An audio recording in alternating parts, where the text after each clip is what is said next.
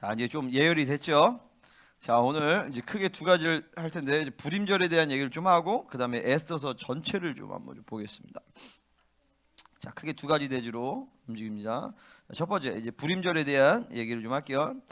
자, 첫 번째 불임절의 의미.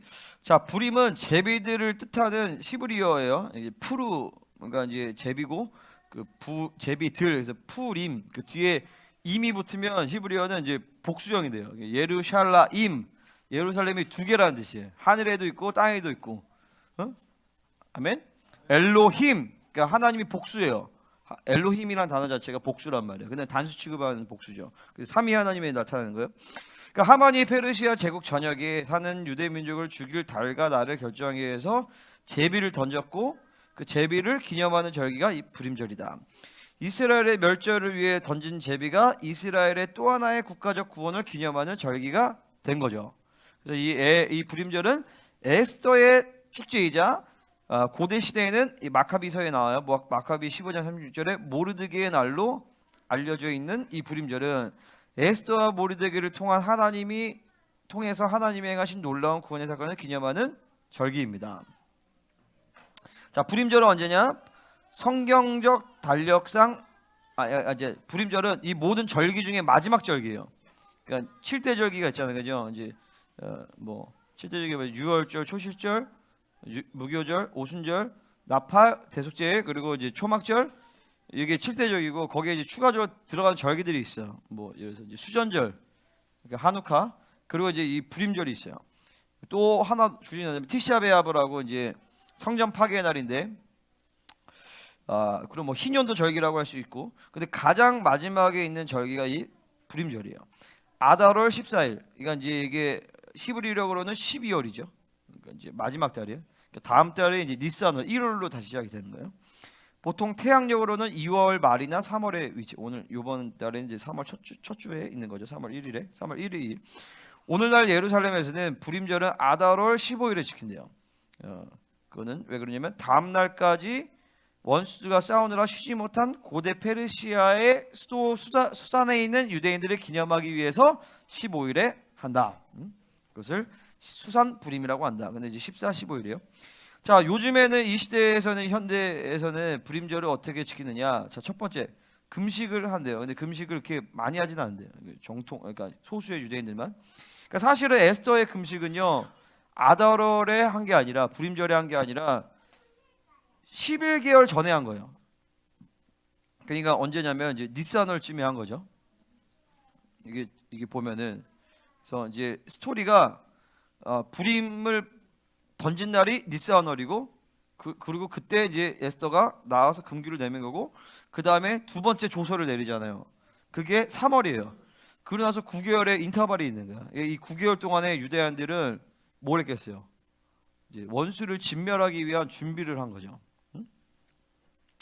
두 번째로 뭘 하냐면 불임절에 에스더서를 낭독합니다. 그러니까 우리처럼 이렇게 낭독을 하고 또 재밌는 거는 아말렉의 이름을 제거하라는 하나님의 명령을 따라서 하만의 이름이 나오면 막 예를 뭐 이렇게 하다가 하만 막 이렇게 소리를 낸대. 아니면은 뭐 이렇게 딸랑이 같은 거 탬버리 같아서 막 소리를 내거나 아니면은 뭐 하만 이렇게 해봐봐요. 막 이런 식으로 한다는 거야. 그러니까 그 이름을 제거하기 위해서. 시끄러운 소리를 내고 이렇게 한대요. 세 번째로는 반셰켈을 이제 낸대요. 이게 성전 관리로 이제 성전세 반셰켈을 냈었는데 그걸 왜 이때 하는지 모르겠어요. 그리고 그 셰켈을 모아서 이제 가난한 자에게 준다고 하더라고요. 그러니까 그거 왜 그러냐면 여기 에스더서에 나와요. 서로 예물을 주고 가난한 자를 이제 도우라고 얘기한단 말이에요. 그래서 맛있는 음식을 친구들이나 친척들에게 보내고 서로 선물을 주고 그리고 이제 어려운 사람들 돕고 그런 것들이 이제 현대 불임절의 풍습이라고 하더라고요. 근데 그거는 성경에 제시되어 있는 내용들이에요. 에스더서에. 그래서 오늘도 우리 이제 헌금한 거를 이제 러시아 성교에 다 보내려고요. 이 불임절은 모세오경에 기록된 7대 절기는 아니지만 성경에서 제정된 성경적 절기다. 그리고 모세 시대 이후로 가장 잘 알려진 유대인의 명절이다라고 볼 수 있죠.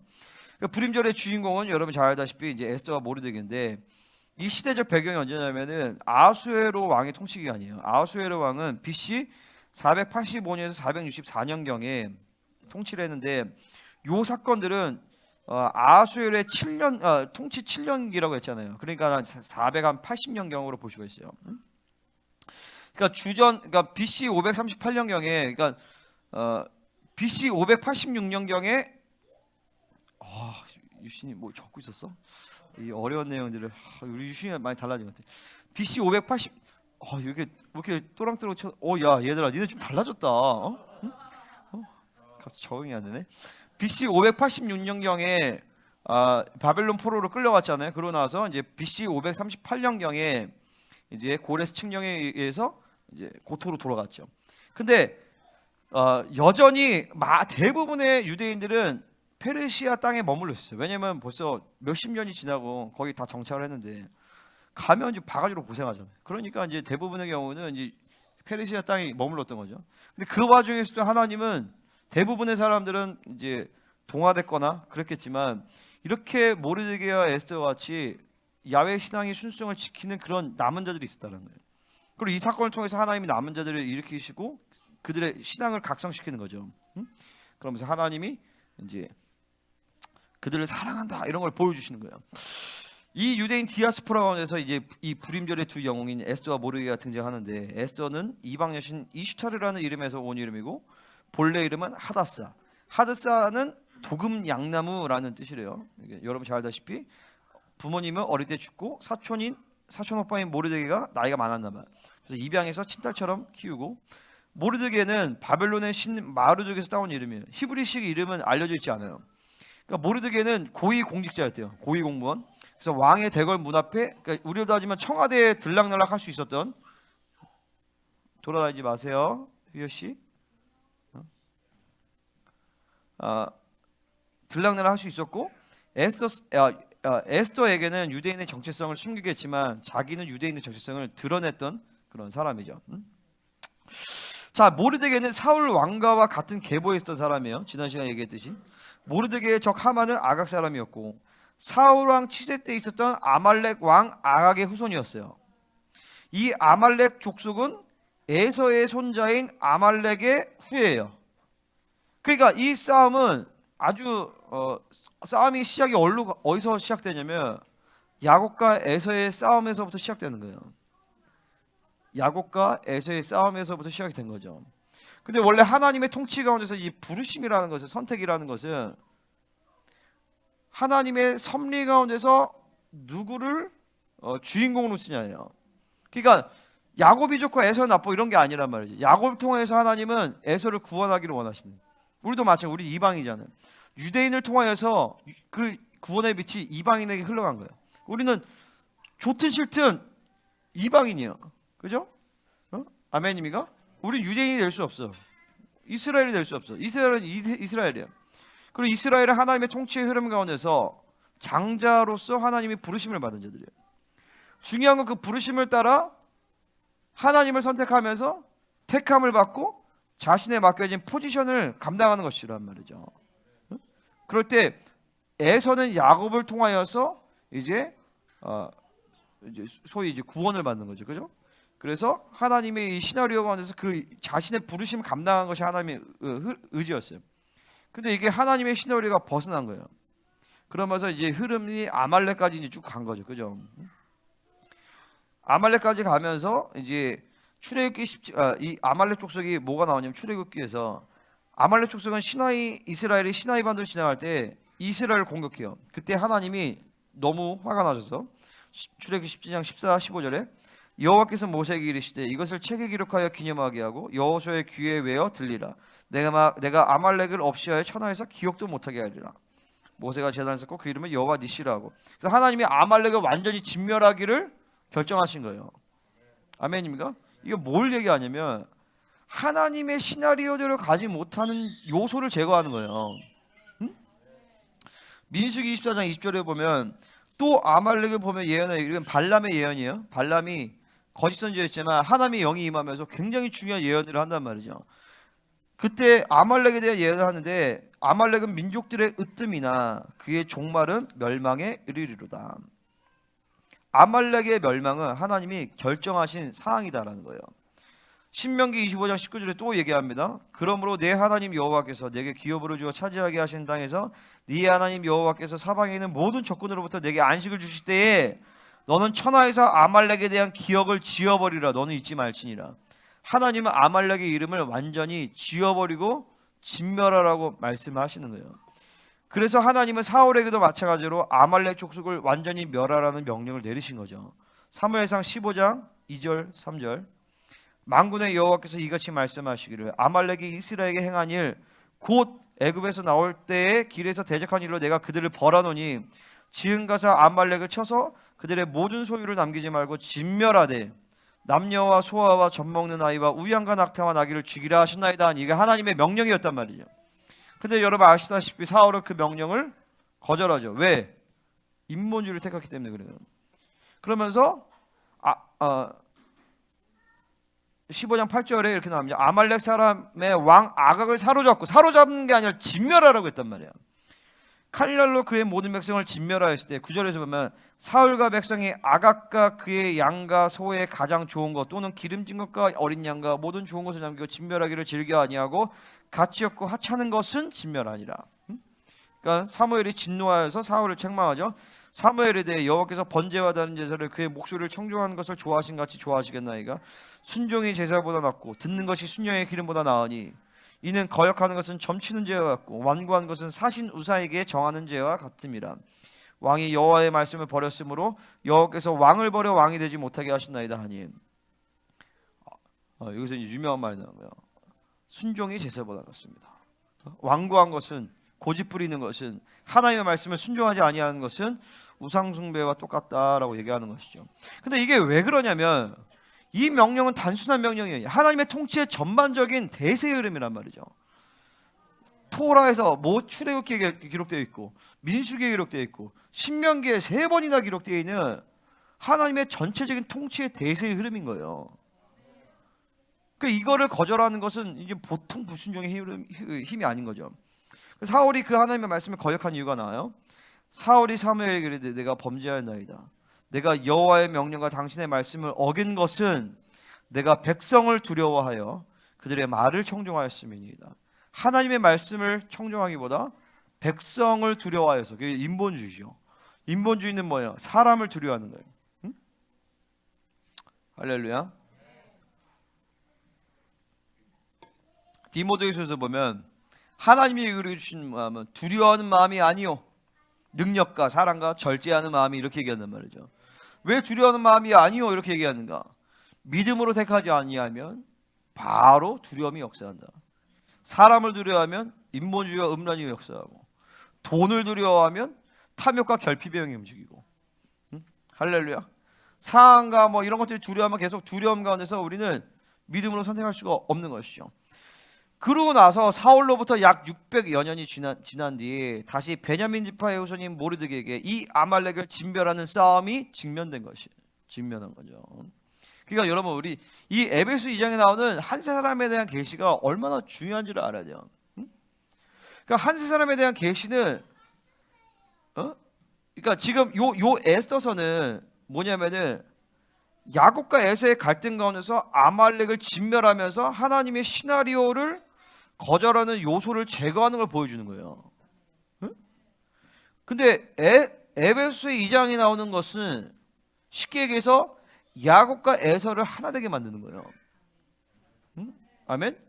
그러니까 이방인과 유대인이, 그리고 뭐 이렇게 볼 수도 있죠. 이스라엘과 유대인, 그리고 목회자와 성도들이, 남자와 여자가, 이런 어떻게 이게 이 에서서까지만 하더라도 하나님의 최고의 방침은 뭐예요? 아말렉을 진멸하는 거야.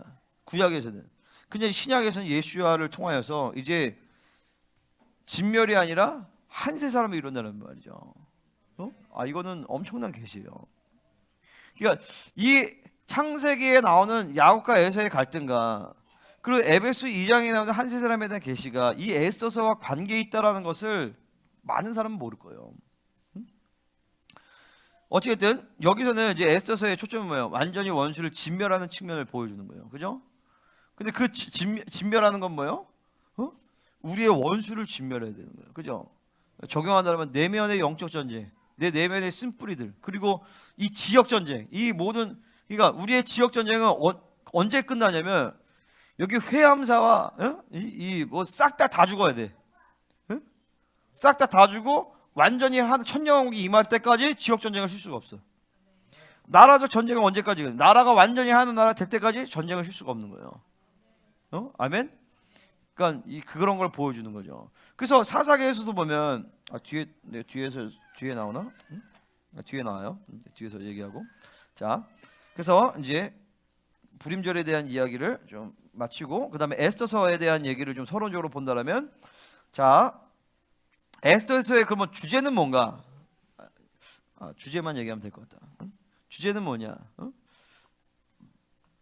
우리 생명사역에서 이제 에스더서를 해서 안 해가지고 설교하기가 힘들었는데, 그런데 이제 하나님이 나한테 그 에스더서에 대한 계시를 좀 열어주셨어요. 물론 남은 자들의 승리의 역사로 볼 수 있어요. 근데 에스더서의 초점은 어디 있냐면은 하나님의 시나리오에 있어요. 하나님의 시나리오. 하나님의 시나리오가 어떻게 성취되는가? 어떻게 하나님의 시나리오대로 살 것인가? 아멘. 여러분, 우리가 에베소 할 때 우리가 하나님의 기업에 대한 얘기를 하면서 그분이 가지고 있는 시나리오가 있어요. 그분이 완벽한 시나리오 가지고 우리를 매일매일 디렉팅을 해주신단 말이죠. 하나님이, 그러니까 친히 삼위 하나님이 우리의 카운슬이 되주셔서 당신의 시나리오대로 우리를 끌고 가셔. 그 시나리오대로 하나님이 이제 우리를 부르시는 거죠, 그죠? 그 부르심을 받아들일 때 하나님이 그 부르심대로 책임지시고 하나님의 시나리오대로 가게 하시는 거예요, 그죠? 부르심을 얘기할 때 중요했던 게 그 부르신 분이 책임지신다. 두 번째로는 그 부르신 분이 당신의 시나리오대로 가게 하신다. 그 시나리오에 대한 책이에요, 에스더서는. 그러니까 야곱과 에서의 이야기로부터 시작되는 거예요. 그러니까 하나님의 시나리오에 대한, 포지션에 대한 얘기부터 나오는 거거든요, 그죠? 그러니까 이것이 이제 신약적으로 확정되어지면 에베소 2장에 나오는 한 사람으로 가게 되어지는 거죠. 아멘입니까? 그러니까 여러분들은 오늘 이제 에스더서의 전체적인, 이게 소설 기법으로 써져 있잖아요. 여기는 그냥 이야기야. 그러니까 되게 재밌어, 내용이, 그죠? 유신아 재밌지? 에스더서 재밌었지? 얘가 좀 달라졌네. 근데 뭐 적는 거야? 에스더.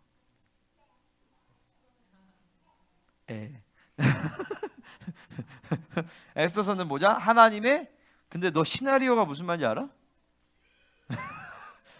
시나리오는 뭐냐면 시나리오야. 스토리가 무슨 말인지 알지? 이야기를 어떻게 짜고 갈 것이냐, 이런 얘기란 말이죠. 그러니까 여러분의 인생을 향한 하나님의 시나리오를 오늘 이 시간에 보기를 바랍니다. 자, 이 하나님의 시나리오라는 측면에서 쭉 볼 거예요. 자, 1장, 2장은 배경이고 3장부터 9장 16절까지가 이제 사건의 전개예요.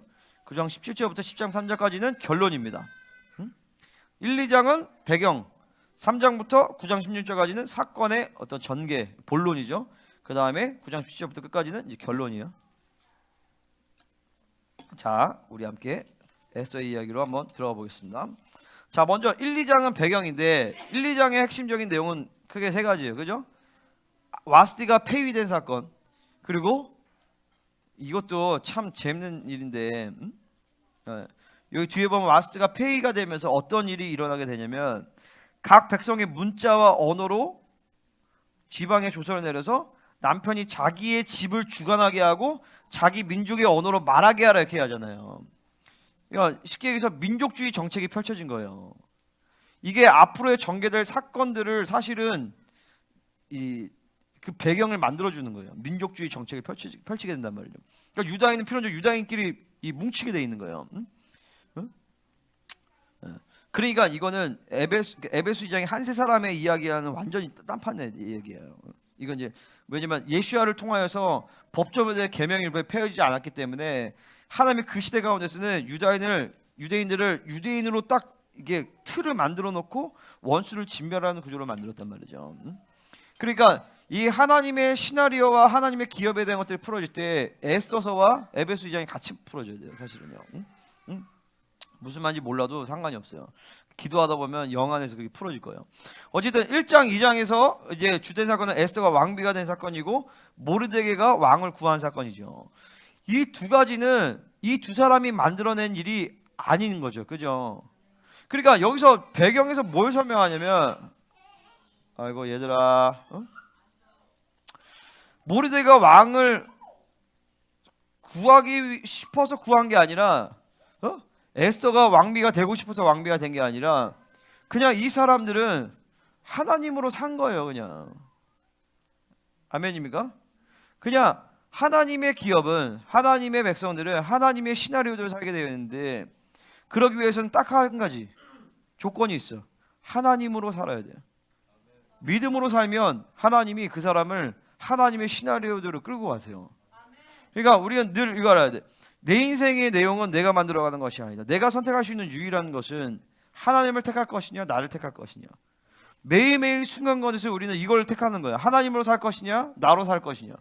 하나님으로 살면 성령님이 내 인생을 끌고 가시면서 그분이 내 인생의 내용을 채워주시는 거예요. 근데 많은 사람들은 자기 스스로가 내 인생을 설계하려고 한단 말이죠. 그게 다 꽝인 거예요.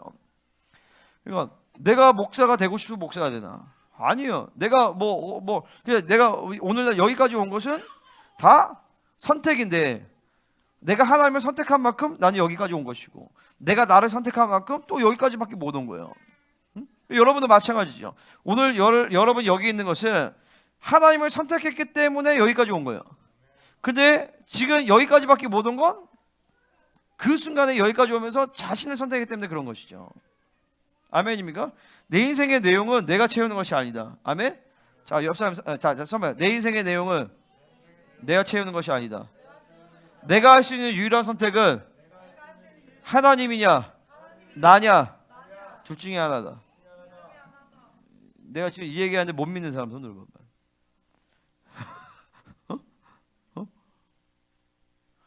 이거 진짜예요. 나도 처음에 이 얘기 들었을 때 진짜 그럴까? 근데 살다 보니까, 믿음으로 살다 보니까 진짜야. 내가 선택할 수 있는 것이 없어요. 근데 원수는 속이는 거예요. 네가 네 인생 어떻게 할지 고민하고 자기가 마치 뭔가를 선택해서 뭔가 결정하실 줄 알아. 그렇지 않아요. 하나님이 우리의 인생을 끌고 가시는데, 내가 할 수 있는 유일한 것은 하나님을 택할 것이냐, 아니면 나를 택할 것이냐. 근데 나를 택하면 필연적으로 귀신이 개입하게 되어 있죠. 하나님을 택하면 세 사람이 가동되고 성령님이 내 인생을 끌고 가시면서 하나님의 시나리오대로 내 인생을 채워주시는 거예요. 근데 나를 택하면 원수가 개입되고 옛사람이 움직여. 그리고 원수가 이끄는 대로 내 인생을 끌고 간단 말이죠. 그럼 그 사람은 사실은 뭐가 도둑놈이 될지 사기꾼이 될지 뭐가 될지 자기가 결정하는 것이 아니에요. 귀신이 결정한단 말이죠. 아멘입니까? 도둑놈이 되어서 원수에게 쓰임 받지, 아니면 의사가 되어서 원수에게 쓰임 받을지, 심지어 대통령이 되어서 원수에게 쓰임 받을 수도 있어. 응? 우리 존경하는 지도자 동무처럼, 그죠? 대통령이야. 근데 완전히 사단의 사람이야. 응? 그러니까 세상의 관점에서 좋은 사람, 대단한 사람, 명예 있는 사람이 그게 아니야. 하나님이 그 인생을 끌고 가셨느냐. 그러니까 지금 오늘날 그분도 그 사람도 계속 평생을 자기를 택하면서 원수에게 쓰임 받을 수 있는 문을 계속 열어놔 준 거죠. 결국에 오늘날 대통령까지 된 거죠. 그 양반은. 그러니까 우리는 명확해야 돼. 하나님으로 살 것이냐, 아니면 나로 살 것이냐. 둘 중에 하나밖에 없어요. 하나님으로 살면 오늘날 하나님의 시나리오대로 하나님이 어느 때 그 사람을 딱 배치하는 거예요. 그러니까 1, 2장의 배경은, 자 보세요. 와스가 폐위된 사건, 하나님의 시나리오예요. 마치 아하수에로가 대단한 왕인 것 같지만, 여기 스토리를 보면 알겠지만 아하수에로가 할 수 있는 건 아무것도 없었어요. 그죠? 그냥 사람들에 의해서 와스티가 폐위돼. 근데 그것도 하나님의 섭리 가운데서 그냥 자기가 택한 것 같지만 하나님이 에스더를 왕비로 택한 거야. 그죠? 자기가 막 도장을 찍은 것 같지만 하나님의 시나리오였어. 보니까 아하수에로는 할 수 있는 게 아무것도 없어요. 대단한 왕인 것 같지만 127지방을 다스린 그 당시 최고의 제국의 왕이었어요. 그죠? 이 당시에 페르시아 제국보다 능한 더 강력한 제국은 없었단 말이에요. 근데 아무것도 할 수 있는 것이 없어. 그러니까 하나님은 에스더서를 통해서 그걸 보여주는 거예요. 야, 결국엔 내 시나리오대로 간다. 할렐루야. 지금 좌파들이 막 다 이 나라 장악한 것 같지만 결국엔 뭐예요? 하나님의 시나리오대로 가는 거예요.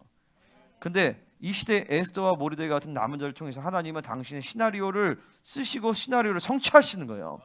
오늘 우리는 에스더를 통하여서 그걸 믿음으로 받아야 돼. 아, 맞습니다. 그러면 뭘 결정해야 돼? 결국에 믿음으로 살기를 결정하는 거예요. 성령으로 살기를 결정하는 거예요. 그러면 하나님이 어느 때 여러분들을, 우리 각 사람들을 하나님의 시나리오에 탁 두시는 거죠. 응? 이미 그 시나리오에 있는 거예요. 그죠? 아멘. 자, 결국 이 두 사건은 유다인들에 대한 구원, 하만의 제거 이런 건데, 이 사건에 대한 하나님의 의도는 뭐예요? 하나님이 얼마나 유대인들을 사랑하는지를 보여주고 싶은 거예요. 그리고 그들의 거룩을 지켜주기를 원했던 거예요.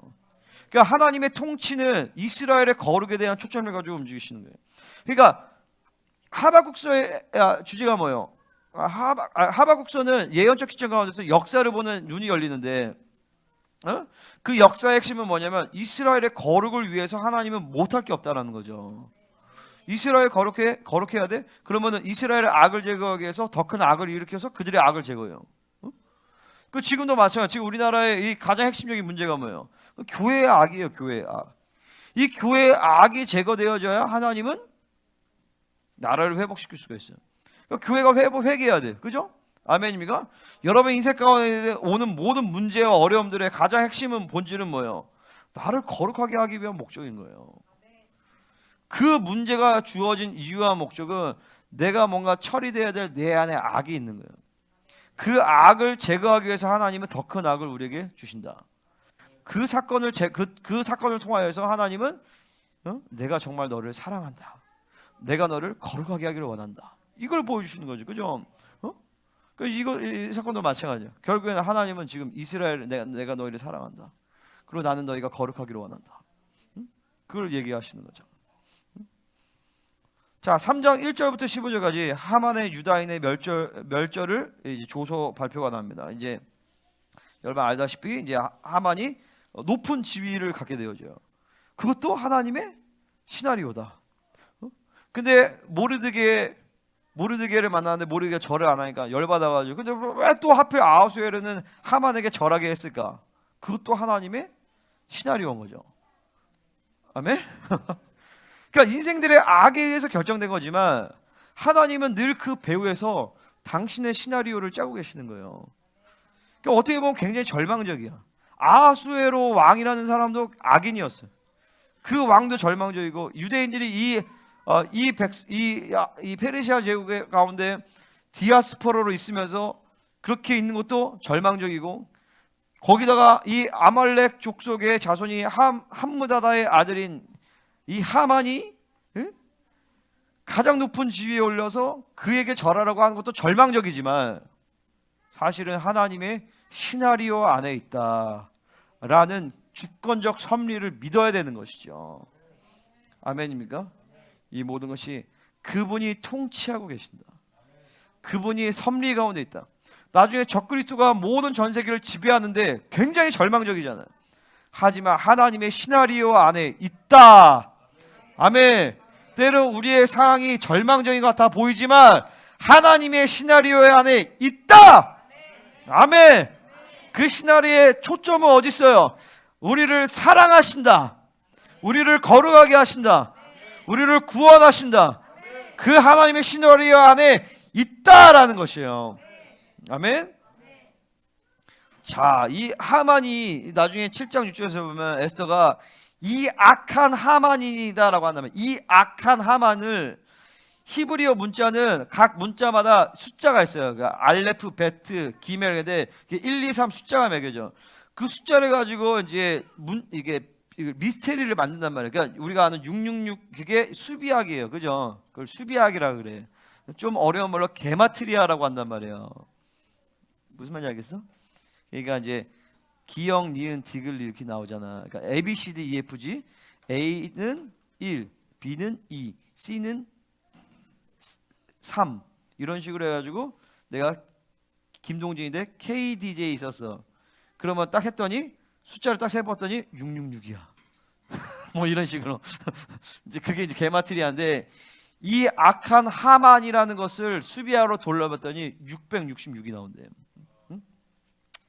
그러니까 이 하만은 뭐예요? 적그리스도의 예표인 거예요. 어?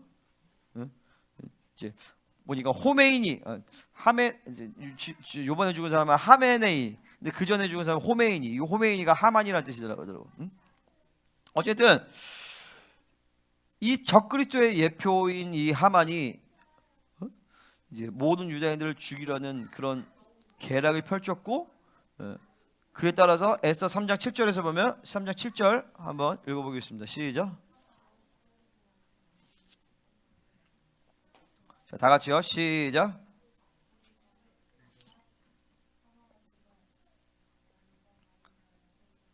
(3장 7절) 3장 7절 에스더 3장 7절 다시 시작.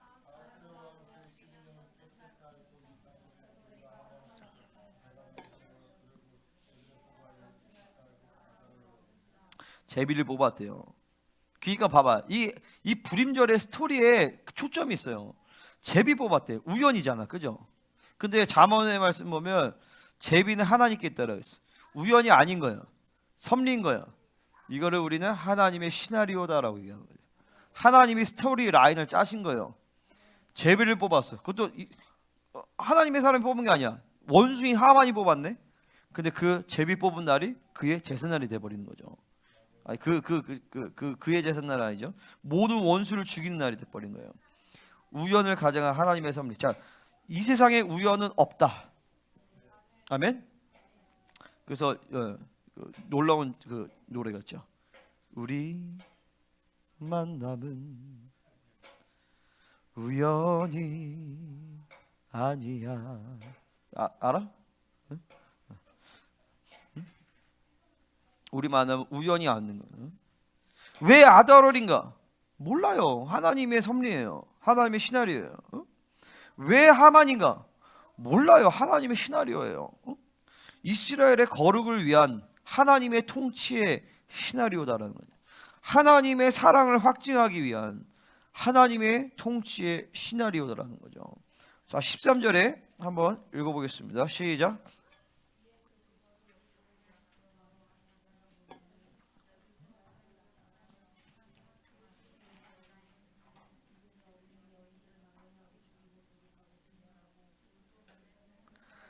이거 봐봐, 완전히 진멸당하게 생겼어요. 그러니까 원수를 진멸하지 않으면 원수는 우리를 진멸합니다. 이 원수는 정말 원수예요. 귀신은 우리를 완전히 짓이기를 원해요.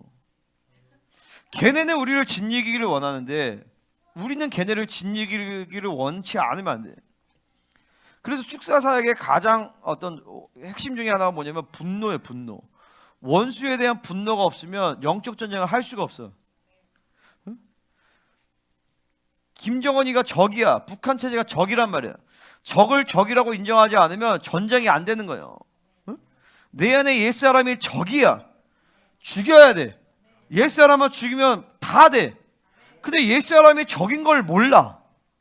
그게 전쟁이 안 되죠. 내가 얼마 전에도 어떤 사역하면 나는 당신을 도와주는 사람이지. 내가 적인 줄 알아. 적은 누구야? 적은 옛사람이야. 적은 마귀란 말이에요. 적이 뭔지를 정확하게 알아 싸움이 되지. 적과 아군을 헷갈려 버려. 내가 적이야? 내가 아군이지? 할렐루야. 적은 내 내면 안에 있어요. 적은 돈이 아니야. 적은 사람이 아니야. 적은 내면 안에 있는 옛사람, 그리고 그 옛사람에 힘을 주는 마귀 새끼들, 이게 적이란 말이에요. 그 적을 완전히 진멸하지 않으면 그 원수가 나를 진멸해. 뭐예요? 그러니까 회개함으로 내 안에 적을 진멸한단 말이죠. 회개함으로 말미암아 내 옛사람을 죽이고 옛사람에 힘을 주는 원수의 고리를 끊어버려. 그 다음에 풀 하고 축사하면서 원수를 내쫓는단 말이죠. 그죠? 할렐루야. 근데 그 적을 죽이지 않으면 어느 날 그 원수가 나를 진멸한다니까요. 내 새 사람을 좀먹으면서 하나님으로 살아갈 수 없게끔 시스템을 다 만들어 놓은 거예요. 결국 핵심은 뭐야? 그리고 결국 그렇게 하면서 나로 하여금 회개하지 못하게 만들어 버려요. 영적 전쟁을 못하게 한단 말이죠. 아멘. 와, 이게 지금 사사기 2장 2절에서 이렇게 얘기합니다. 너희는 이 땅의 주민과 언약을 맺지 말며 그들의 제단들을 헐라하였거늘 너희가 내 목소리를 듣지 아니하였으니 어찌하여 그리하였느냐. 그러므로 내가 또 말하를 내가 그들 너희 앞에 쫓아내지 아니하리. 그들이 너희 옆구리의 가시가 될 것이며 그들의 신들이 너희의 올무가 되리라 하였느니라. 그게 뭐냐면 하나님이 이스라엘 백성에게 사사기에서 야 완전히 이스라엘 가나안 족속을 진멸해야 돼. 근데 진멸하지 않았어. 싸우다 말았어. 그냥 적당히 타협을 해봤단 말이에요. 그러니까 뭐라 하면 야 걔네들이 결국에 너희의 옆구리의 가시가 될 거야. 그들의 신들이 너희의 올무가 될 거야. 더 나아가서 나중에 보면 그들에게 포로가 돼버려. 여러분 내 안에 있는 이 옛사람 그리고 옛사람이 갖고 있는 힘들 쓴뿌리 처리되지 않은 죄악들 그리고 이런 상처 묶임은 해결하지 않으면 거기 끝나는 게 아니야. 그거는 결국엔 내 인생을 진멸하고 나라와 하나님의 구원의 생명줄을 끊어지게 만들어버려요. 응? 아멘입니까? 성장하지 않으면 퇴보하는 거예요. 영적 세계는 성장하지 않으면 퇴보하는 거야. 전진하지 않으면 후퇴해버린다고요. 그러니까 날마다 전진밖에 없어. 응? 날마다 전진밖에 없어. 사도 바울과 같이 계속 풀대로 향해 계속 달려가는 거예요. 뒤에서 내는데. 자, 4장에서 보면 모르드게와 에스더와 유다인의 금식 기도가 나오죠. 자, 4장 1절 한번 읽어보겠습니다. 에스더서 4장 1절. 자, 시작.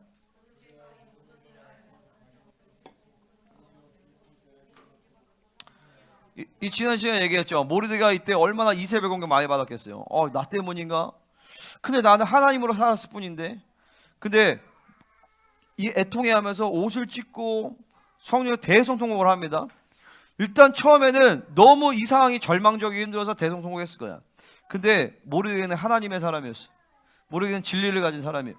대성통곡하는 가운데서 뭘 깨닫냐면 하나님의 시나리오를 깨닫는 거예요. 자 보세요. 우리가 하나님의 시나리오대로 살 수 있는 첫 번째 비결 뭐예요? 성령으로 살면 돼. 그냥 매일매일 매순간을 하나님으로 선택하고 하나님으로 살면 하나님이 어느 시간 가운데 나를 시나리오대로 이끌고 가세요. 그죠? 두 번째 뭐냐면은 하나님의 총체적인 시나리오에 대한 진리체계를 가지고 있어야 돼요. 자, 모르드게뿐만 아니라 여러분 내가 에녹서를 보고 깜짝 놀란 건 뭐냐면은 에녹은 동물 묵시록에서 보면 인류 역사 7,000년에 대한 큰 그림을 다 가지고 있어요. 아멘? 그리고 희년서를 보잖아요. 희년서까지도 갈 필요 없어. 모세오경만 봐도 모세는 모든 이스라엘 백성들의 전체적인 역사에 대한 그림을 다 가지고 있어요. 희년서는 더 자세하게 나와요. 그 스토리가 결국에 이스라엘 타락할 거고 결국에 다시 바빌론 포로가 생활하고 이런 얘기까지는 이제 여기 이제 나오는데 그리고 이제 메시아 나올 거고 이렇게 모세는 사실 다 나온단 말이에요. 그러니까 에녹을 비롯해서 모든 구약의 선진들은요 사실은 인류 역사 7,000년에 대한 그림. 왜냐면 에녹이 아는데 왜 몰랐겠어요 다른 사람들은. 인류 역사 7,000년에 대한 계시를 다 가지고 있는 거예요. 그러니까 우리는 7,000년까지도 알 필요 없어. 앞으로 이제 요 한 몇십 년만 알면 돼. 그죠? 앞으로 어떻게 되어져? 이제 에스겔 38장 전쟁이 시작한단 말이죠. 곡과 마귀 전쟁이 시작되고 그 다음에 이제 전 3년만 시작되고 후 3년만 시작되고 주님이 재림하셔서 천년왕이 들어가게 되어지고 그 다음에 천년왕 끝나고 또다시 곡과 마귀 전쟁이 일어나면서 다시 반란이 일어나고 그 모든 전쟁을 마무리하고 새하늘 세상으로 들어간단 말이에요. 그죠? 이 전체적인 시나리오를 이 사람들은 다 알고 있어요. 그러니까 하나님의 통치에 대한 모든 그림들. 지금 이란이 이제 이슬람 최고 지도자 하메네가 죽어가지고 이제 되게 기대를 많이 하고 있는데, 근데 그들이 기대하는 것처럼 그들이 자유민주주의 국가가 될 것이냐? 그렇지 않다라는 거예요. 왜 알아? 성경에 나와 있는데 에스겔 38장에 아직 러시아와 터키가 손을 잡고 이스라엘 침공할 때 거기에 이란이 함유되어 있거든요. 바사가 함유되어 있어요. 그러면 아직은 이란이 민주가 되지는 않을 거다. 하나님은 지금 이란의 힘을 빼면서 모든 이슬람 세력의 종주국을 터키로 이제 리더십을 쏠릴 거예요. 이제 터키가 이제 확 부흥할 거란 말이죠. 그러나서 이제 지금 미국은 다시 힘이 약해지어지고 전 세계 이제 패권이 이제 유럽으로 흘러가면서 적그리스도가 등장할 이제 준비를 하게 되어지는 것이고, 그러면서 전 세계 남은 자들 가운데 이제 음료의 칩이 뽑아졌으니까 이런 흐름 가운데서 이제 이 남은 자의 교회들은 계속 거룩이 막 강력하게 막 일어날 것이에요. 아멘. 이게 하나님의 시나리오란 말이죠. 그러니까 이 하나님의 대세적인 시나리오를 믿음으로 받아들여야 돼. 그게 여러분 우리가 하나님의 시나리오대로 살 수 있는 두 번째 비결이에요. 그럴 때 세 번째, 하나님의 시나리오를 가지고 사는 자들은 지금 하나님이 명확하게 성경에 게시되어 있지 않은 시나리오를 깨달을 수 있는 지혜가 임한다는 거예요. 모르드게와 같이. 할렐루야. 나도 아는 거를 모르드게가 몰랐을 리가 없어요. 모르드게가 하나님의 전체적인 이 하나님의 통치의 시나리오를 알았을 거란 말이죠. 그 근거가 뭐냐면 에스더 4장 13절 14절인데 에스더에게 회답하되, 자 읽어보겠습니다. 13절 14절 4장 13, 14 시작.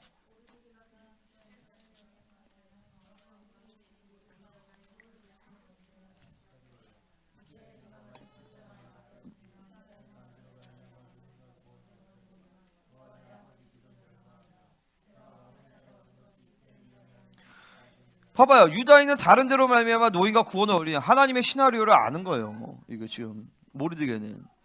그러니까 이 첫 번째, 유다인은 어차피 다른 노인과 구원을 얻으려냐, 이거는 뭐야? 하나님의 대세적인 시나리오를 아는 거예요. 그러니까 이제 저기 에녹서에 그런 얘기가 나와요. 닫힌 미래가 있고 열린 미래가 있다. 닫힌 미래는 뭐예요? 하나님이 결정하신 거예요. 그죠? 열린 미래는 뭐냐면 하나님이 결정하지 않고 남은 자들에게 남은 자가 어떻게 싸우냐에 따라서 결정된 부분이 있단 말이에요. 예를 들어서 이스라엘의 최후 승리 결정된 거예요. 그죠? 근데 한반도의 운명 안 결정돼 있어. 이건 우리가 싸워야 돼. 근데 봐봐요. 한반도의 운명, 한반도를 하나님의 부르심, 그거는 닫힌 미래는 아니지만 열린 미래 가운데 있지만 하나님의 시나리오대로 사는 자에게 하나님이 그 한반도의 운명에 대한 시나리오를 주시는 거예요. 이 한반도는 마지막 때 남은 자의 사명을 감당한다. 이스라엘과 함께.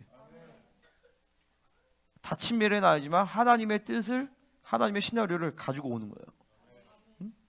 아멘입니까? 자, 우리는 여기서 자유의지와 하나님의 주권에 대한 어떤 것들을 좀 봐야 돼요. 하나님은 당신의 주권대로 결국에는 전체적인 흐름을 다 끌고 가십니다. 하지만 아까 얘기한 것처럼 열린 미래가 있어. 인간의 자유의지. 왜냐하면 하나님은 인간에 대해서 당신의 전지하심을 포기하셨기 때문에. 내가 아담과 하와가 범죄할지를 아셨을까 몰랐을까? 알았다라면 그분의 사랑이 깨어지고, 몰랐다라면 그분의 전지하심이 깨어지고. 근데 뭐야? 우리 생명사는 뭐래요? 하나님은 전지하심을 통해서 그의 어떤 선택을 할지 아실 수 있었지만 우리를 사랑하기 때문에 당신의 전지를 포기하셨다라는 것이죠. 그래서 우리가 범죄하고 죄짓고 회개할 때 하나님이 너 회개했지만 또 다시 죄질 걸 내가 알고 있다라고 얘기하지 아니하시고, 내가 죄짓고 회개할 때 너는 다시는 죄짓지 않을 거라고 우리를 믿어주신단 말이죠. 우리가 승리할 것을 믿어주신단 말이에요. 그래서 그 하나님의 믿음을 받아들이면 그 믿음이 나로 하여금 뭐요? 다시는 죄짓지 않게 만드는 거예요. 그러니까 믿음은 내 것이 아니다. 아멘입니까? 봐봐 있어요. 아멘. 믿음은 내 것이 아니다. 믿음은 하나님의 것이. 내가 할 것은 그 하나님의 믿음을 받아들이면 돼. 그게 어렵나? 하나님 나를 믿어주시는데? 그 믿음이 부담스럽나? 그분의 믿음을 받아들이면 돼요. 그러니까 하나님은요, 당신의 전지하심으로 우주 만물을 통치하시지만, 전지전능을 통치하시지만 인간에 대해서는 그분의 전지하심이 우리를 도우는 완벽함으로 일하시는 거예요. 무슨 말인지 알아요? 내가 뭐 할지 그런 거를 전지하심을 알아서 하시는 것이 아니라 그분의 전지하심이 내가 무엇을 선택하든 그분이 완벽하게 책임지시는 흐름 안에서 그분의 전지하심을 쓴다고요. 그러니까 하나님이 욥을 데리고 배팅을 하는데, 욥이 승리할 거를 아셨을까 몰랐을까? 알았을까 몰랐을까? 유아야, 욥을 데리고 사탄이랑 내기를 하시잖아. 사탄이랑 배팅하잖아. 범죄할 걸요? 막 이러잖아. 하나님은 욥이 승리할 거를 아셨을까 몰랐을까? 응? 알았을까 몰랐을까 유신아?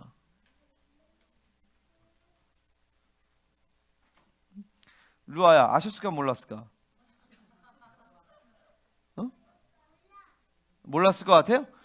맞아요, 몰랐어요. 모르다기보다도 떨어졌네. 저게 지금 떨어질 거 하나님 아셨을까 몰랐을까? 저건 아셨을 거야. 그 사람이 아니니까. 근데 중요한 건 이거잖아. 하나님은 욥이 승리할 거를 아셨다기보다도 욥이 무엇을 선택을 하든 그 모든 선택에 대해서 하나님 책임지신 걸 결정하신 거죠. 그래서 예수님의 십자가 사건이 그렇게 만들어진 거죠. 그죠? 아멘 좀 하세요. 아멘. 말씀을 받아들이는 좀 맛이 없는 것 같아요.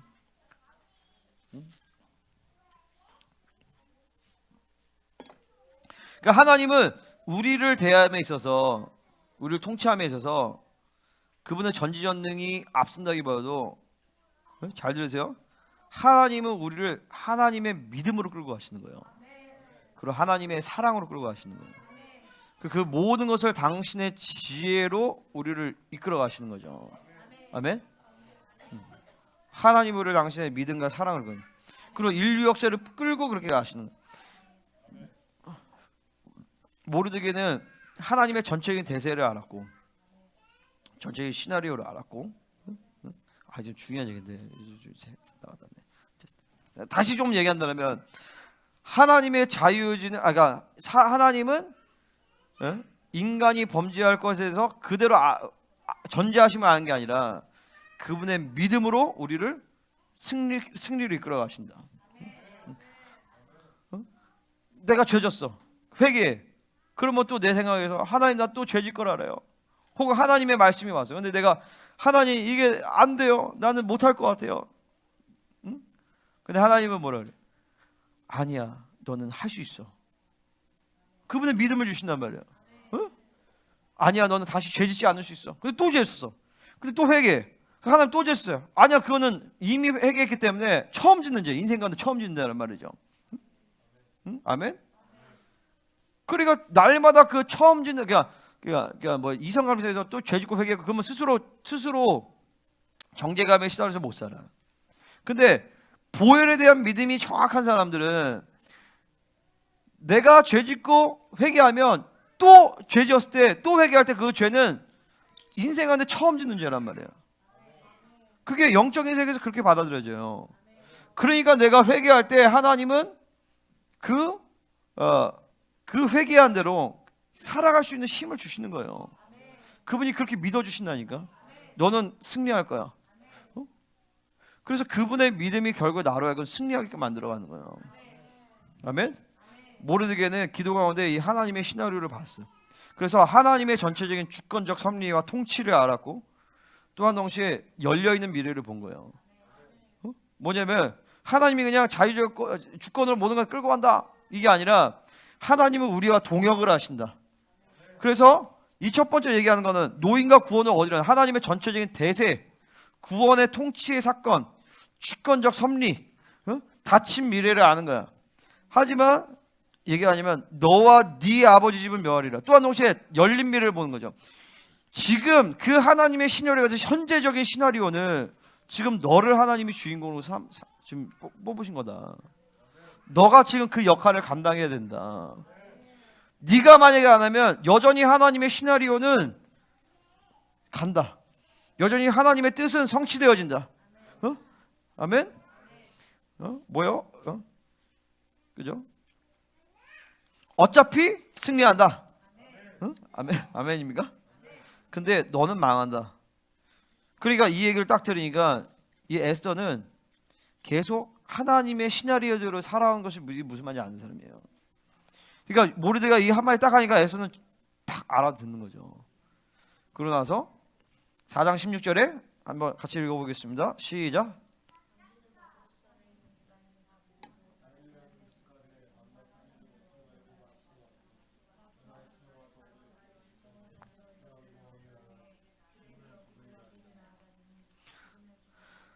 그러니까 아주 이 집안은 되는 집안이에요. 어? 할렐루야. 좀 웃어요 좀. 여러분 이렇게 너무 무겁네. 자, 이게 되는 집안이야. 즉각 하나님의 시나리오를 파악해요. 그리고 자기가 주인공으로서 해야 되는 멋있는 대사를 친단 말이죠. 죽으면 죽으리이다. 아멘. 그리고 즉각 하나님의 시나리오에서 주인공으로 캐스팅을 했는데 캐스팅을 받아들여서 딱 발탁이 된 거예요 지금. 아멘. 만약 이때 에스더가 말 그대로 거절했다라면 하나님은 다른 에스더를 세워서 그 시나리오 끌고 가시겠죠. 근데 말 그대로 모르드게의 말대로 에스더와 그의 집은 망하겠죠. 아멘. 이게 멋있는 거예요. 그죠? 그러니까 우리는 이 하나님의 시나리오에 아무나 주인공이 되는 것이 아니에요. 우리 늘 알아야 돼. 어차피 남은 자는 승리한다. 어차피 적그리스도는 망한다. 어차피 하나님의 교회는 영광스러워진다. 아멘입니까? 어차피 하나님의 교회는 최고의 영광으로 갈 것이에요. 근데 우리가 그 하나님의 시나리오를 붙잡지 못해. 그럼 우리는 망하는 거죠. 그럴 때 아멘이 아니라 주여 하는 거. 주여. 그러면 되겠어요 안 되겠어요? 여러분 어차피 이 교회는 하나님의 부르심을 따라서 거룩하고 흠이 없게 됩니다.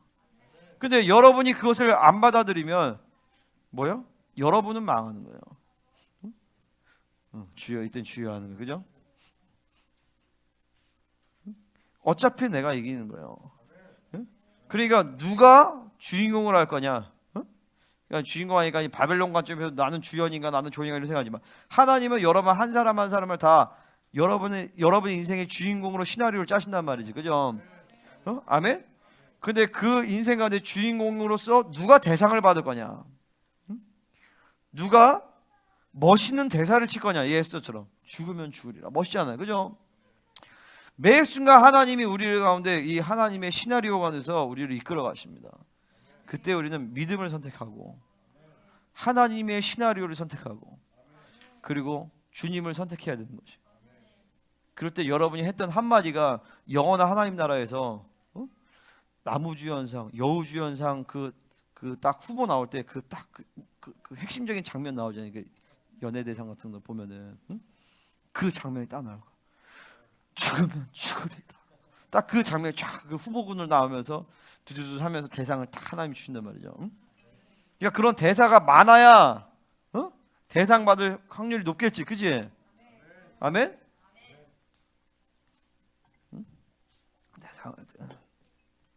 그러니까 바로 누가 그 대상을 받냐? 바로 하나님의 시나리오를 믿는 자들이에요. 하나님으로 산 자들.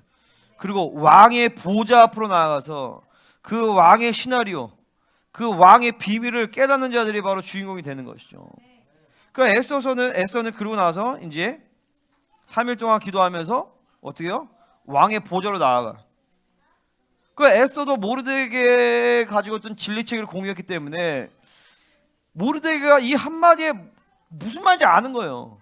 하나님의 시나리오를 깨닫고 또 지금 자기의 이 현재 시점 가운데서 이 시나리오에서 자기의 포지션을 깨달으니까 하나님의 보좌로 가는 문이 하나님의 보좌로 가서 그 이후의 시나리오에서 내가 어떤 대사를 지금 어떤 역할을 할지를 하나님께 받는 것이죠.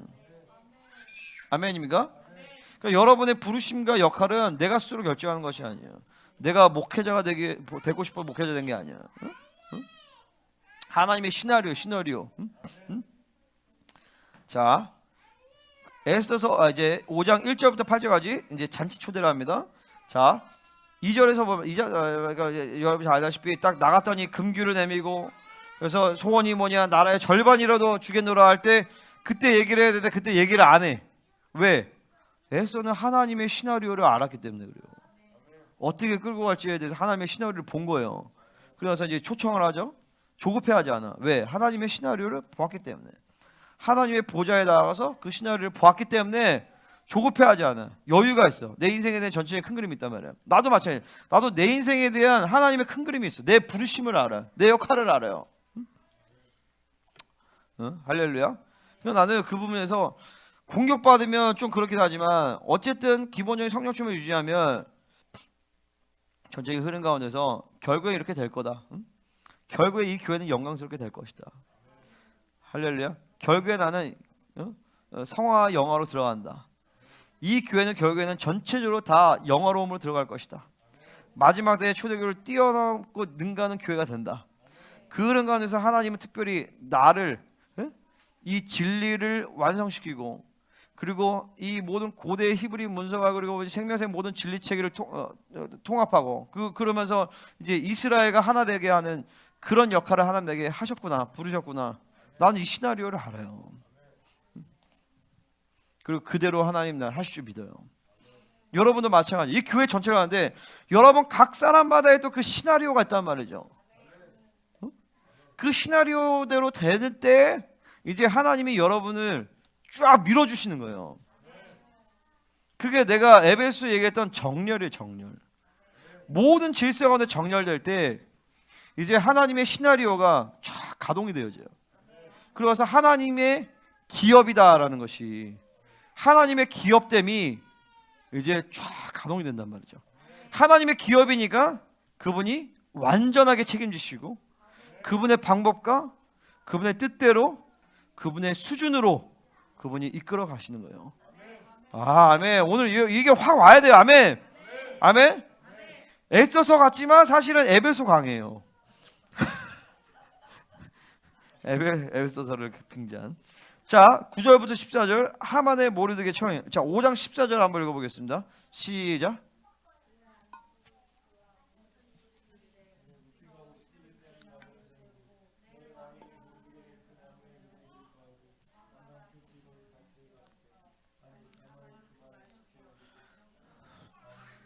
자, 이 자체로 보면 절망적인 상황이지만 아니야, 상관없어. 왜냐면 하나님의 시나리오의 일부이기 때문에. 그죠? 그러니까 하나님은 재밌는 드라마를 잘 쓰세요. 성경의 이야기를 써서 스토리를 만드는 것 중에 재미없는 게 하나도 없어. 그죠? 하나님은 최고의 시나리오 작가세요. 웃기잖아. 여기 장대에 자기가 매달리잖아. 그죠? 재밌잖아. 그죠? 자, 6장 1절부터 14절에 왕이 모르드게 높이는데 6장 1절 읽어보겠습니다. 시작.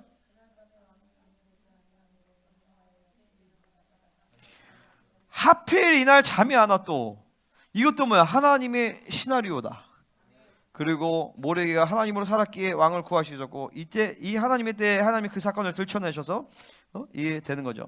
그러니까 이 모든 것은 하나님의 보좌에서 하나님의 시나리오를 모르드게와 에스더가 봤기 때문에 그 시나리오들을 선포했잖아요.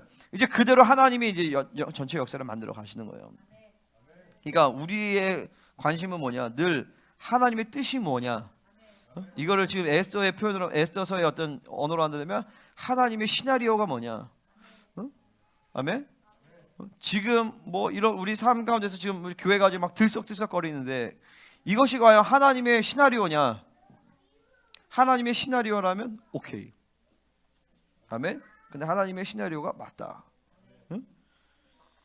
그리고 그 시나리오를 선포할 때 하나님은 그 시나리오대로 하나님이 실체화 시키시는 거죠. 하나님이 우리를 에베소에 보면 우리를 처소 삼으셨어. 성전 삼으셨어. 그죠? 내 안에 하나님의 본성전의 본질이 와 있어요. 그래서 내가 그 본성전으로 들어갈 수 있는 것이고, 그리고 하늘에서의 모든 결정이 내 안에서 동일하게 이루어졌기 때문에 그 결정을 내가 알 수 있는 거예요. 이게 하나님의 시나리오를 본다라는 거예요. 아멘입니까? 그러니까 그분이 그 모든 뜻을 아시기 때문에 그 시나리오를 내가 알기만 하면, 알고 그 시나리오를 선포하며 하늘의 뜻이 이 땅에 이루어지는 것이죠. 그 교회의 권세예요. 그러니까 이 당시에 에스더와 모르드게만 누렸던 이 하나님의 권세는 사실은 우리 모든 지체들에게 하나님의 교회이기 때문에 그 모든 권세가 다 들어와 있는 것이죠. 아멘입니까? 그러면 근데 여러분이 인생의 시나리오조차도 모르면 그건 안 되는 거죠.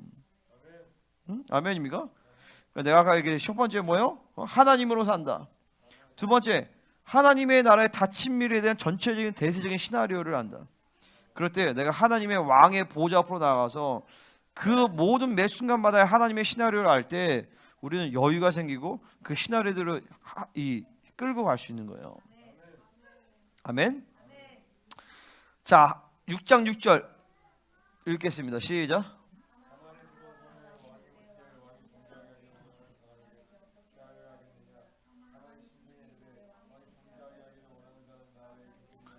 그러니까 이제 교만하잖아요. 교만하면 죽는 거예요. 교만한 사람은 하나님의 시나리오대로 살 수가 없어요. 응? 교만은 패망의 선봉이다. 자, 13절 6장 13절 시작.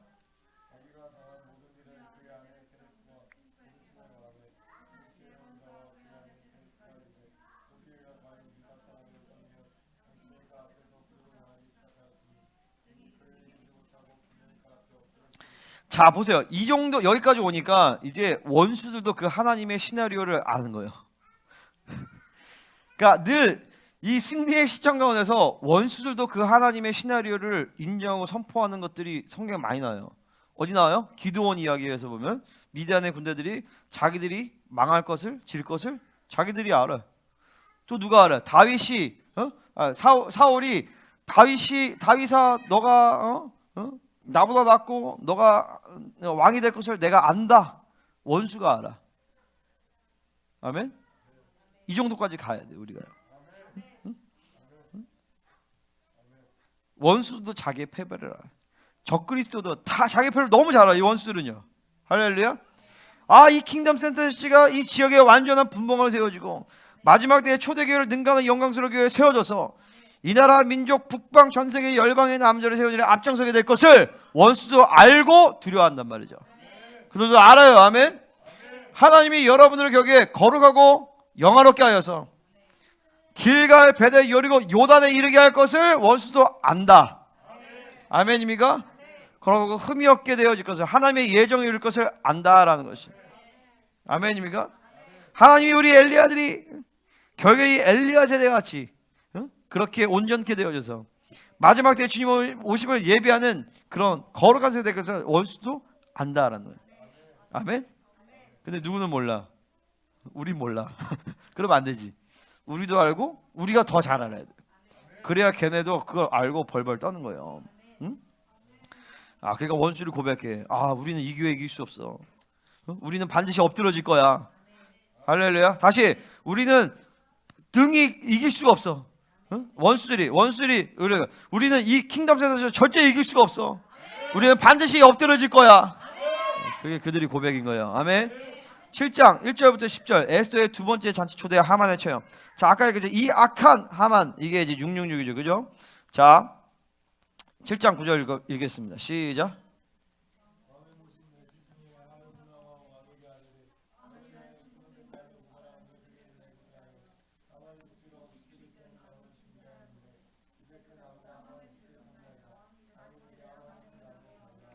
결국 지갑한 놓은 함정에 자기가 걸려 죽게 된다. 이것이 원수의 결론인 것입니다. 아멘. 적그리스도는 결국 유황 불만의 산채로 들어갈 것이죠. 자, 이제 8장 유다인의 조소 복수 조소 반표를 하는데, 자 8장 1, 2, 3절 읽겠습니다. 시작.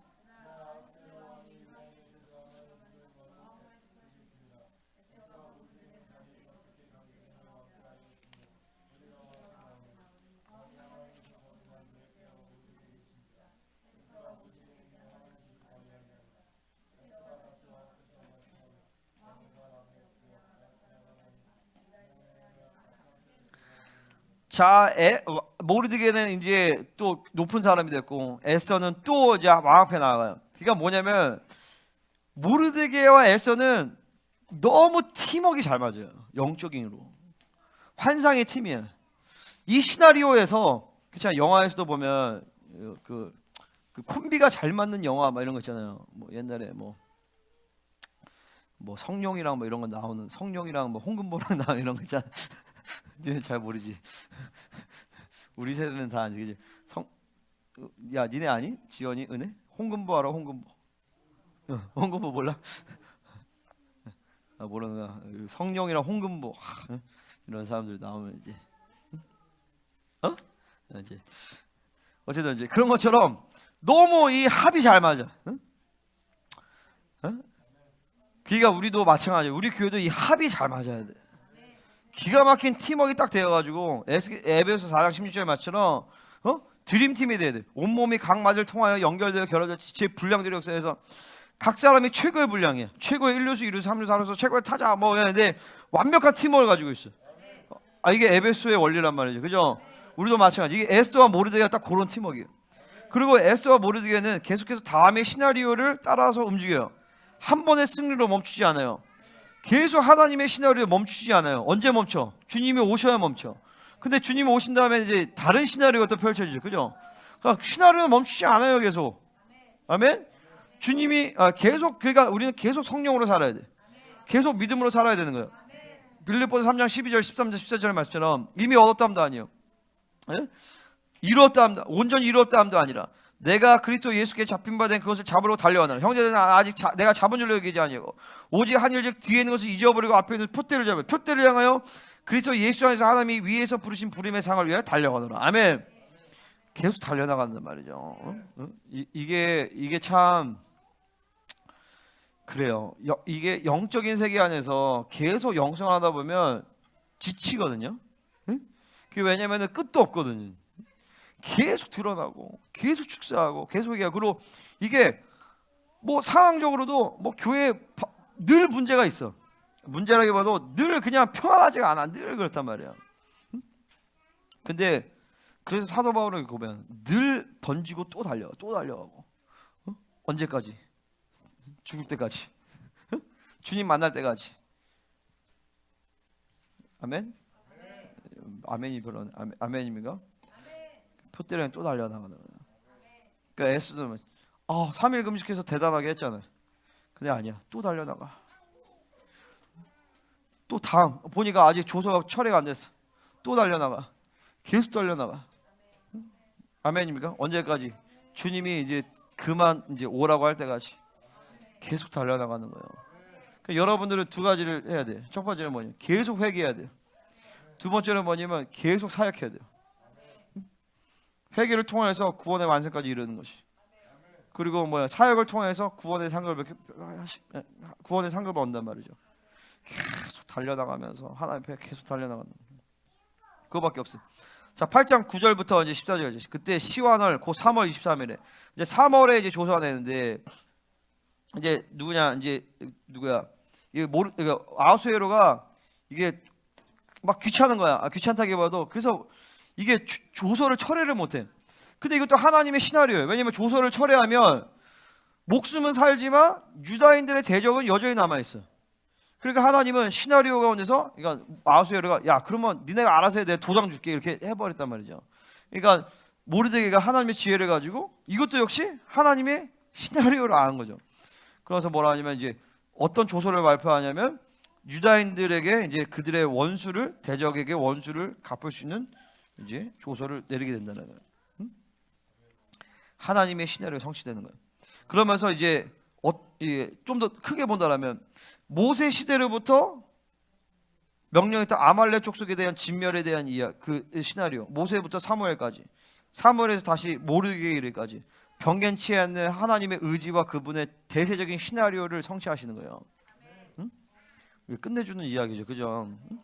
우리도 마찬가지죠. 원수를 완전히 진멸해야 돼요. 내면의 모든 쓴뿌리, 상처, 비질리 완전히 진멸해야 돼요. 완전히 진멸될 때까지 계속 가야 돼요. 그럴 때 좀 지치거든요.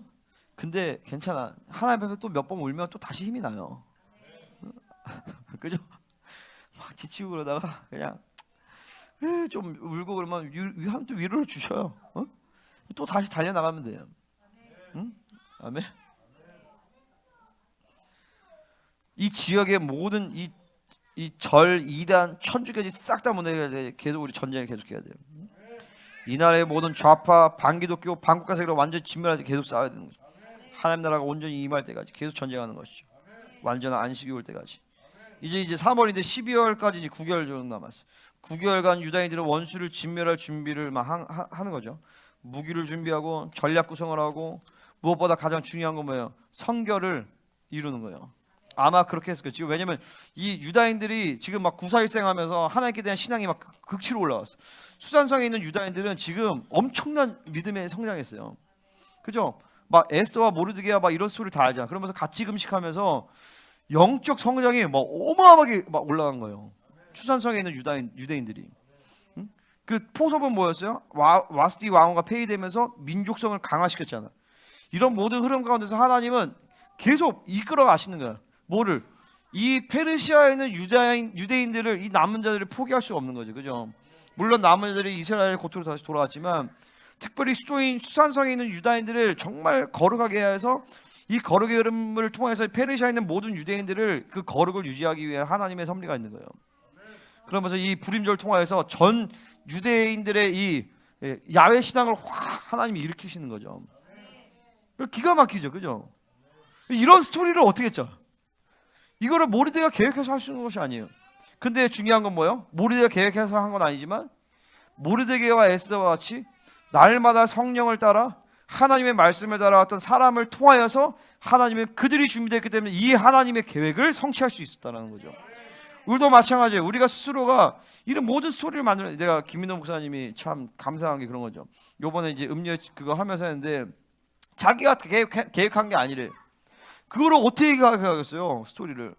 근데 계속 성령을 따라 그분이 살아왔고 하나님은 그 사람, 그분에게, 그 종에게 당신의 시나리오를 그에게 쭉 실행할 수 있는 기회를 주신 거죠. 주인공으로 삼아 주신 거예요. 근데 그분만이 아니에요. 우리도 마찬가지예요. 우리도 계속 성령을 따라 주님으로 살다 보면 그 살아가는 누적 가운데서 하나님이 우리를 그분의 시나리오의 주인공으로 쓰시면서 그분만이 하셨다라고 고백할 수밖에 없는 그런 역사를 여러분 한 사람 한 사람 중에서 이렇게 역사하실 것이에요. 응? 아멘. 자, 싸움을 준비했어요. 우리도 마찬가지예요. 우리도 최후의 전쟁을 대비해야 돼. 머지않아 전 3년만이 시작됩니다, 여러분. 아멘입니까? 전 3년만이 머지않아 시작되어져요. 그럼 우리가 뭘 준비해야 돼? 거룩을 준비해야 되겠죠, 그죠? 영성을 준비해야 돼요. 진리 체계를 준비해야 돼. 내가 준비해야 되는 그런 것들이에요. 그리고 또 뭐야? 다음 세대를 준비시켜야 돼요. 영적 두루를 준비시켜야 돼요. 여러분 개인적인 어떤 그런 걸로 사는 것이 아니에요. 하나님의 전적인 대세의 흐름 가운데서 이제 환란의 때가 곧 두중인의 시대가 이미 두중인의 시대가 열렸고 실제적인 두중인이 이제 역사 가운데 등장한 날이 얼마 남지 않았어요. 여러분 이제 두초대로 이제 교회들이 일어나야 되는데 과연 우리 교회가 그 두초대로 갈 것인가? 나는 간다라고 믿습니다. 하지만 여러분 개개인이 함께 다 같이 가줘야 돼요. 아멘입니까? 우리는 그 전쟁을 준비해야 돼요. 지금 전쟁이 곧 와요. 한반도 전쟁이 아니라 이 전 세계적인 이 3차 대전과 전 3년 만에 전 세계적인 이 영적 전쟁의 시즌이 종교 통합이 이루어지면서 그 전쟁이 이제 온단 말이에요. 그 전쟁을 우리는 준비해야 되는 것이죠. 8장 15, 16, 17절에 한번 읽어볼까요? 시작.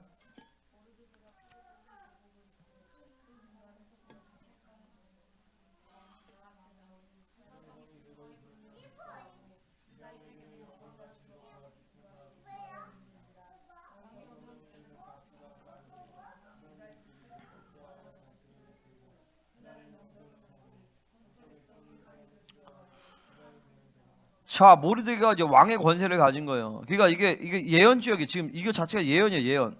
마지막 때에 이 교회가 가진 권세란 말이죠, 그죠? 아수에로 다음에 권세를 가졌어요.